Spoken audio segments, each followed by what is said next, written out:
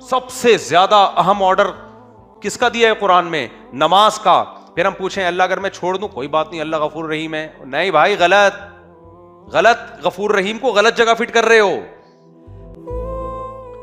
قرآن شروع یہاں سے ہوتا ہے, الذین یؤمنون بالغیب ویقیمون الصلاۃ.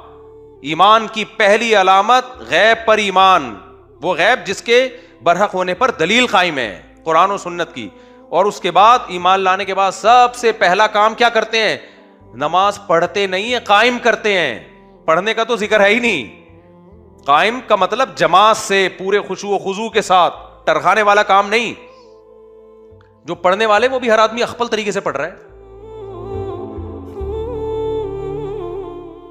اخپل طریقہ ہے ہر آدمی کا. میں کوئی ادھر پڑھ رہا ہے, کوئی ادھر پڑھ رہا ہے. مسجد کی جماعت ہے بھائی, یہ مسجد کس سلسلے میں بنی ہے؟ فجر کی نماز میں آپ دیکھ لو کتنے نمازی ہوتے ہیں. ابھی جمعے میں جتنے نمازی ہیں, فجر میں بھی اصولی طور پر اتنے ہی ہونے چاہیے نا. لیکن آپ ان سب نماز سے پوچھو اللہ بہت غفور اور رحیم ہے, تو بھائی اللہ نے پھر فجر فرض کیوں کی ہے؟ اللہ نفل. دیکھو اشراق کی نماز اگر ساری دنیا نہ پڑھے کوئی عذاب آئے گا؟ کیونکہ اللہ نے ہی اس کو فرض نہیں کیا نا. کیا خیال ہے؟ اللہ نے ہی فرض نہیں کیا. فجر تو اللہ نے فرض کی ہے, ظہر اللہ نے فرض کی ہے, عصر اللہ نے فرض کی ہے, مغرب اللہ نے فرض کی ہے, عشاء اللہ نے فرض کی ہے. اس میں کیسے یہ ممکن ہے کہ آپ چھوڑ دو بھائی؟ ابو مسعود رضی اللہ تعالیٰ عنہ یا عبداللہ ابن مسعود, صحابی کے نام میں مجھے تھوڑا سا تردد ہو رہا ہے, ان کی صحیح بخاری مسلم کی حدیث ہے.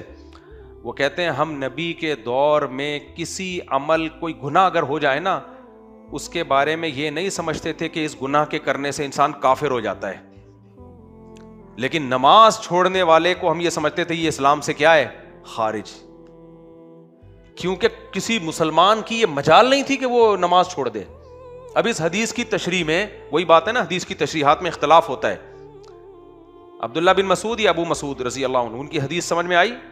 بخاری مسلم کی حدیث. وہ کہتے ہیں دیکھو اس میں فقہا کا اختلاف ہے کہ کسی گناہ کو کرنے سے کافر ہوتا ہے کہ نہیں ہوتا. تو جمہور علماء کہتے ہیں گناہ کوئی بھی کر لو اس سے انسان کافر نہیں ہوتا, گنہگار ہوتا ہے. کیونکہ کفر کا تعلق عقیدے سے ہے, عمل سے نہیں ہے. کوئی زنا کر لے, اللہ نہ کرے, شراب پی لے, چوری کر لے, تو اس سے گنہگار تو ہوگا, اسلام سے خارج نہیں ہوگا.